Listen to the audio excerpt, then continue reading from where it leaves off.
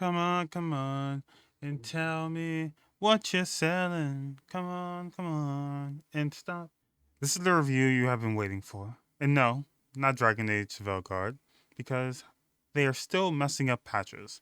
The funny thing is, I was planning to make a video about the updates of Velguard, but then I thought it over and said, nah. I beat Metaphor ReFantazio, and I have to tell you that I really enjoyed the game.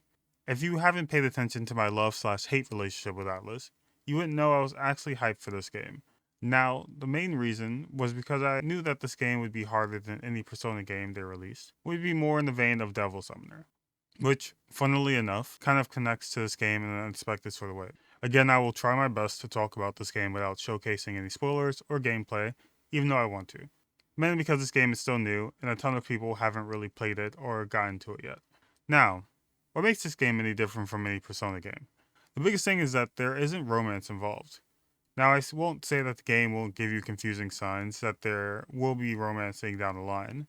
Listen, a lot of the dialogue options kind of follow Persona romance options, which will make you second guess the game you are playing, but not really. I do believe that when I looked up if there was romance, one of the top results said that they have deadlines and other important things to deal with, so it makes no sense to have romance. Now, it is true that there are a ton of things that you need to complete within a time limit, but you would still have time to date certain characters. The biggest flaw in that person's logic is that in Persona games, you're working on a deadline while having to deal with school, work, exams, and a lot of other things. Then you have to progress through Confidant and also max all of that to get all these different personas unlocked and level up. It takes a lot of time in game and in real life. So yes, you have to deal with a lot of time management when it comes to Metaphor, but compared to Persona, I didn't even stress to get everything done.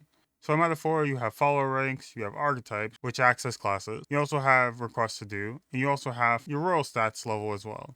In Persona, I would usually have to sacrifice either the personality stats or the confidant levels, and choose one, and the other one would have to be leveled in New Game Plus. It was always a sad thing to miss out on completing things because you don't have the time to do everything in the game. Now, I'll admit that I still have something that will require me to play New Game Plus in order to complete it. I think it's the archetypes, which is our classes in the game. So, archetypes are, like I said earlier, your classes, and for the most part, most of the playable characters can use the same amount of archetypes. Now, the thing is, you could have every character running around with the same archetype for some fun and weird synergy, but I wouldn't advise that. The reason is that I still kind of follow the usual RPG system where you have a tank, a healer, and a DPS. Like my Velguard video where I was complaining about not having a fourth person to kind of be that surprise character. Well, we have that in this game. That means you could have two tanks, two healers, or two supports, but at the end of the day, just choose what archetypes you feel would best fit certain characters. Now, the thing is, every character that is playable has a starting archetype. You would usually level up said archetype to max. Now, a small spoiler that you would find out pretty early in the game that I kind of touched on is that this game plays like a JRPG. By that I mean the type of JRPG where your characters can learn different classes to help you with different situations. Now, you wouldn't think much about this, but truthfully, it is a big thing in this game. So, to give an example of something you have to face, if you go into a fight against an enemy with a particular archetype. So, there are certain enemies that go crazy if they even see a staff. That means if you walk up with a mage in your party, you may just end up with an enraged enemy that may just kill you easily. To give even more context, that means your opponent starts buffed up in the beginning of the fight. Again, you can play it how you like because I sure enough did, unless the game told me something was a really dumb idea. So the way leveling works in this game is that you have four things you get once you complete a battle. You get character experience that levels up your character, and only for your character can you edit where to dump stats. For the most part, you get 1 point every level to put into your stats, and for the first time, I actually evenly dump my stats. The next thing you get is called AXP, which is your archetype experience, which is only given to the archetype that your characters have currently equipped. That means in order to level up your other unlocked archetypes, you have to either equip them or use resources to level them up. The other thing is called mag, which, without spoiling what it is basically a currency you use to buy your archetypes and abilities. Don't worry, I'll explain that later on, and if I don't, just yell at me. And the last thing you get in a fight is your in-game currency, which is used to buy any resources that you need to heal or heal debuffs. Now, it's in-game currency needed to actually enhance your gameplay, and truthfully, yes and no. The reason I say it is needed is because even though everything you will need can be found in dungeons, you will deplete everything every run. The reason I say no is because there isn't really a need to buy weapons or armor because at the end of the day, you'll always find yourself in a dungeon or doing bounties. Within those dungeons, you'll usually find better weapons and armor than what you can purchase. Now, you may think to yourself, if you have bounties, can't you just do all of them in one day so you have a bunch of time to yourself to get other things done? Now, you wouldn't even think these thoughts if you played any Persona game, but I will treat you as someone new to Atlas and explain everything. So in Atlas games, going to dungeons are usually the easiest way to eat away time when it comes to your deadlines. The main reason for that is because you will use up a whole day when going to a dungeon, which means any nighttime activities are gone once you decide to do any type of activity that involves combat. Now, there's an exception to this, which is when you have to do a follow quest and they have some fighting or kind of quest that is involved to complete it. Now, you may think, well, it is just one day taken away from the deadline. That is fine, since it's just a single day. Well, you'll be wrong to think that way, viewer. So in this game, you also have to travel to your dungeons, which you take as little as a day to complete, to as long as 3 to 4 days to get to the location. It means you have to factor in the time it takes to get to your destination, and also the time to actually complete the dungeon. That means if the travel takes a day, then you will be spending about 2 days to complete side quests. That also means in order to complete the dungeon in as little time as possible, you wouldn't be able to leave until you finish it. Now that isn't a problem, except that there are very few ways to actually refill your mana pool, which means you have 3 options. The first is to take as little fights as possible, which means you lose out on a bunch of XP. The second option is basically fight everything except the harder fights, because those are the fights that will actually deplete your mana. The third option is the one I did, which is fight everything and have to deal with the low mana in the fights to come. Going back to Persona, there are a good amount of Personas that specialize in strength that instead of mana, they use health in order to use skills, which is a thing in this game, but that isn't something you can rely on till midway through the game. Now, there are 3 types of enemies in the game, and I don't mean the types of monsters, but the type of difficulty. The easiest one is blue, which can be killed in overall combat. That means you don't actually have to use skills or MP to kill them. The next one is orange/yellow enemies. That means they're closer to your level, so it shouldn't give you much trouble, even though depending on your archetype comp, it may give you more trouble than the next difficulty. The last one is red enemies, which means they're way past your level and will give you a hard time, but also will give you a good amount of XP. This is also the main reason you will deplete your mana bar, but it is worth it until you get to the boss. Now you are rewarded in this game for having a flawless fight in turn-based combat. Your reward is that you get double the amount of resources after the fight for not getting hit once. It may sound hard, but in this game, enemies have a stamina bar. If you are able to deplete it, and overall common for getting hit, then when you enter the turn-based combat, you have 2 turns to try to end the enemy before they recover from stun. Again, the enemy has the ability to recover by hitting them, but usually that is just an unlucky occurrence. But for the most part, your party has 2 rounds to attempt to kill the enemy for double the rewards. Now, when it comes to combat, you are stuck with the archetypes that you have equipped once you start turn-based combat. Let me explain the different types of combat first. So there is overall combat, where you attack enemies, and if they are blue enemies, then you eliminate them in a few hits. If they are yellow or red enemies, then you will have to whittle down their stamina bars and start the fight with an advantage. Once you enter combat, you will fight in turn-based mode, where everything has a turn to act. The great thing is, if you hit a crit or hit an enemy with what they are weak to, then you get an additional turn. That turn can only get an additional action once. So as long as you have active turn actions, you can do a lot. I mean, if you have a max of 4 turn actions, you can have as many as 8 before you end your turn. In theory, everyone in your party can do 2 actions before the enemy can even react. But what you can do, the enemy can do as well. It means you can wipe if your archetype has a weakness that the enemy can take advantage of. Now you and the enemy can have ways to circumvent extra turn actions, which is by dodging, repelling, or blocking attacks. Usually just by dodging, you can subtract 2 turn actions that your enemy has. It is an amazing feeling when one of your allies dodges, when one of your allies gets hit with a weakness. After fighting for a good while, I realized that dodging takes priority over the weakness. This game isn't really something you can just rush through when it comes to battles because of the fact that all the archetypes have different weaknesses. That means that different fights will need certain archetypes to better fit the situation. Again, once you are in turn-based battle, you aren't able to change out your archetype, but you can change it out in battle or whenever you are able to go into a hub of sorts. But even though I said all this, combat isn't all that hard. Just figure out what the enemies are weak to, and then kill them. It is just like politics, right? Now, is this game anything like the Persona games? And I would have to say no because of the politics in this game. The reason for that is, you are an Elda, a race that is rarely seen by most people, also a race that is on the bottom of the totem pole. That means people will say to your face that you are just a dirty Elda, and you shouldn't be seen. The world is full of their prejudice, and if you have something to say about it, you'll make a change.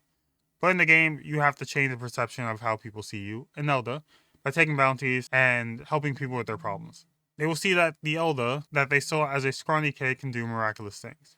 I also don't believe there is a schooling system in the first place. I think most people are taught by their community or parents depending on their upbringing.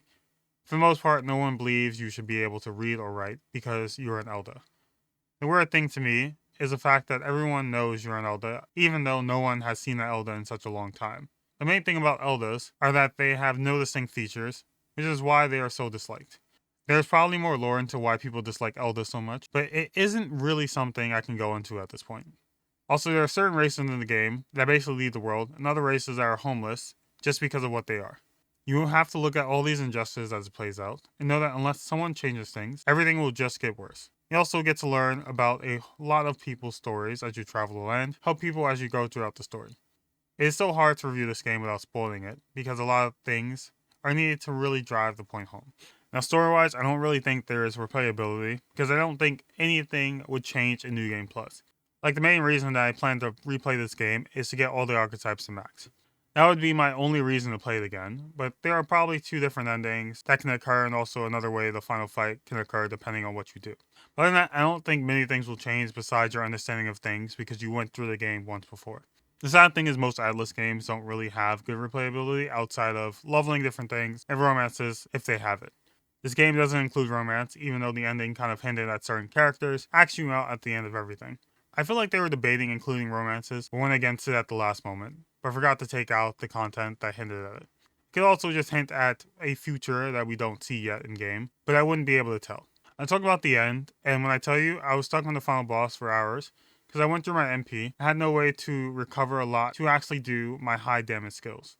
So MP recovery items are very much rare, and the only way to get MP back are from items that passively regen it every round, or from skills that leech MP from enemies. The thing is, the passive types at most will give you back 8 MP, which means you need to get 2 turns of the character with it to get even close to a skill usage. The thing I dislike the most is that enemies can leech MP from you, and that will hurt you, but when you do it from enemies, they have this infinite MP pool that never drains. I kinda wish that enemies had a set MP that could run dry and you could see how much they have left if you use a leech MP skill. I know that will give you more of an advantage, but if you're making the playing field even in fight, you should do so when it comes to MP. I do get that not every game should be replayable. When it comes to RPGs, I want for more than one playthrough. I want another way to play the game, and also for there to be different paths to go down, but not every game will have that. Besides the last boss, I had a ton of fun playing the game. I was actually surprised when it came to the ending and reveals, which is rare. So like your in-game currency, you have a thing called mag that can drop from enemies, and also by doing certain things in the world. It is a very important currency because you have to use it to learn different types of archetypes. Yes, that means that learning archetypes isn't free, but something you have to work towards by leveling certain archetypes, getting followers to a certain level, and spending a significant amount of mag to unlock it.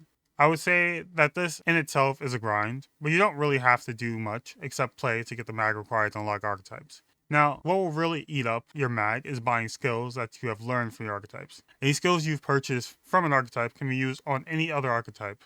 The sad thing is that this is only character-based, which means that every character has to purchase a skill if it feels like it's a necessary thing for everyone to learn. Also, this isn't the type of thing where everyone gets their own mag currency to spend on their archetype tree. It is a collective pool, which means if you run out, then you run out. I do like the system, but it does hurt when you're debating passive skills that cost a ton, or unlocking an archetype for another character. I'll usually do the archetype over the skill, because while they are leveling the archetype, I may be able to get enough to buy the skill. I do wish that everyone had their own mag wallet, that way I would be able to have all the archetypes in one playthrough, but that is probably why they did it. Like I said, I do plan to play the game again, because I want to try out all the other archetypes I didn't have time to play. I would also want to try to just play one archetype and see how it goes, but in your initial playthrough, you're kind of forced to play certain archetypes because of quests. I don't know when I'll be able to start up the New Game Plus run, because I want to take a break before going back into the game. I'm going to touch back up on the key points, and then we'll end. So I do like the story for the game, and it feels a lot stronger compared to the last few games Atlas has released. This is also a game I would have to say is the most JRPG game out of all the other JRPGs that Atlas has released, because people call Persona a JRPG. Combat is fun at points, and can feel easy if you have your team stacked with the right archetypes. They can also feel difficult if you just play with archetypes that you want to level, even if you are at a disadvantage. The story can feel predictable at times. When it counts, you may second guess a good amount of things. The side characters are memorable, and I like that you have followers that represent every race and comes from all walks of life. You're also shown what every side is going through and what kind of stakes that they have in the race, which is a nice perspective. The archetypes also differentiates itself from all the others, and nothing feels like a carbon copy of another archetype. Wish that there were better ways to get MP in dungeons, because once you're out, and moves that use health are good, but don't feel worth it at times with how much HP the skill used. Now, there's another archetype that uses money instead of MP later on, which is useful when you rather save MP for important things like healing. This game definitely has more points when you have to read out the dialogue versus the character being voice acted. So if you are streaming this game, be prepared for that. I would definitely recommend this game to any one of my friends, and also to all of you. If you want me to talk about something else when it comes to this game, then definitely comment. I'll probably not see it for months. That means you should probably come to my streams and comment about certain topics that I should include in another video. Anyway, the next video won't have captions because it will be off the cuff, so I'll be excited for that. Anyway, that has been all. Hope you all enjoyed the video, and hope you all have a good week. My name is Oni Incubus. That has been my time. Later days. I love you all. Sing kisses. Consensually. Love you. Mwah. Bye-bye. Love you all. Mwah. Love you. Peace!